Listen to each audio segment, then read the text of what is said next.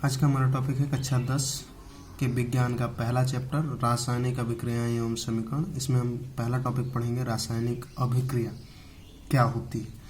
तो रासायनिक अभिक्रिया उसे कहते हैं जब दो या दो से अधिक पदार्थ या दो या दो से अधिक तत्व को आपस में मिलाते हैं, मिलाने पर किसी नए एक या एक से अधिक पदार्थों का निर्माण होता है जिसका भौतिक गुण मिलाए गए पदार्थों या तत्वों से भिन्न हो, उसे हम रासायनिक अभिक्रिया कहते हैं।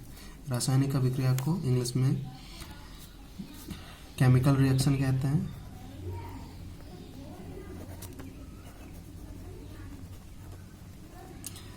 केमिकल रिएक्शन या इसको रासायनिक अभिक्रिया को रासायनिक परिवर्तन भी कहते हैं। तो रासायनिक अभिक्रिया में हम दो या दो से अधिक पदार्थों को मिलाकर नए पदार्थ का निर्माण करते हैं। जैसे दूध है, इसमें हम नींबू मिला दें और इसको गर्म कर दें, तो दूध और नींबू को मिला के अगर गर्म करते हैं तो दूध फट के पनीर हो जाता है।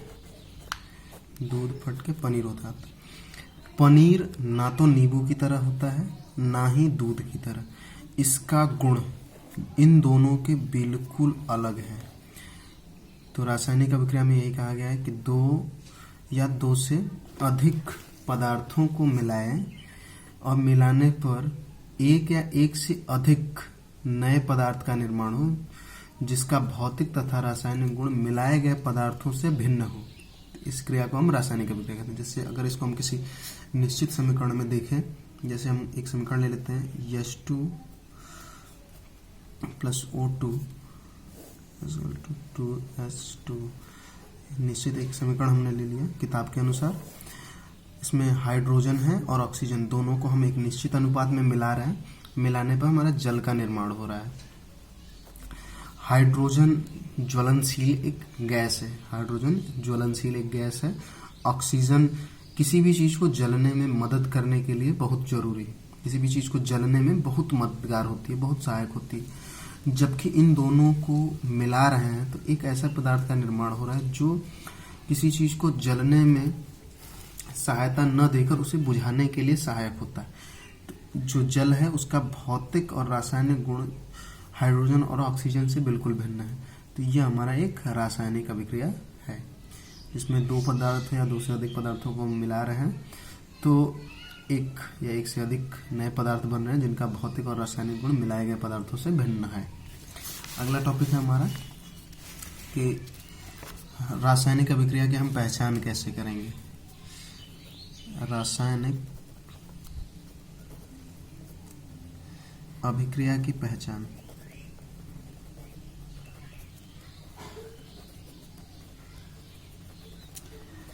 रासायनिक अभिक्रिया की पहचान, तो जब भी कोई क्रिया होती है रासायनिक, तो उसमें कुछ ना कुछ परिवर्तन हो रहा होता है। जैसे क्या क्या परिवर्तन हो सकता है। जैसे पहला है रंग।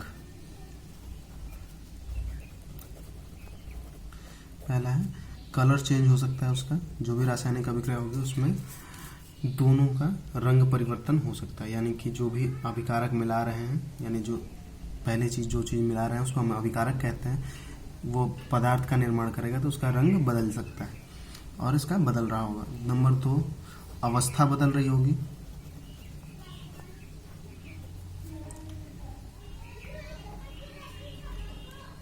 अवस्था परिवर्तन,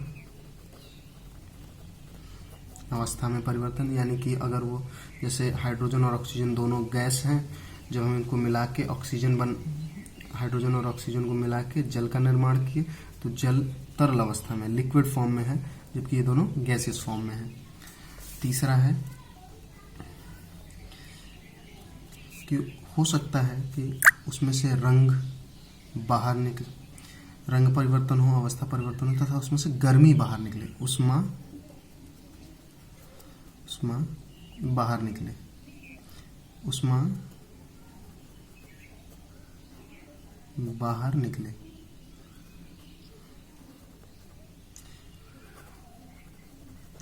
है या उष्मा दी जा सकती है, उष्मा की आवश्यकता पड़ती है।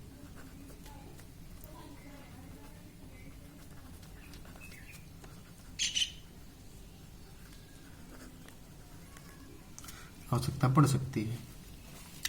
नंबर 4, अवक्षेप प्राप्त हो सकता है।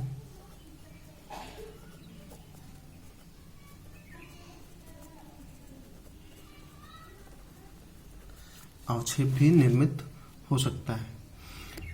इसके अलावा गैस भी बाहर निकल सकती है।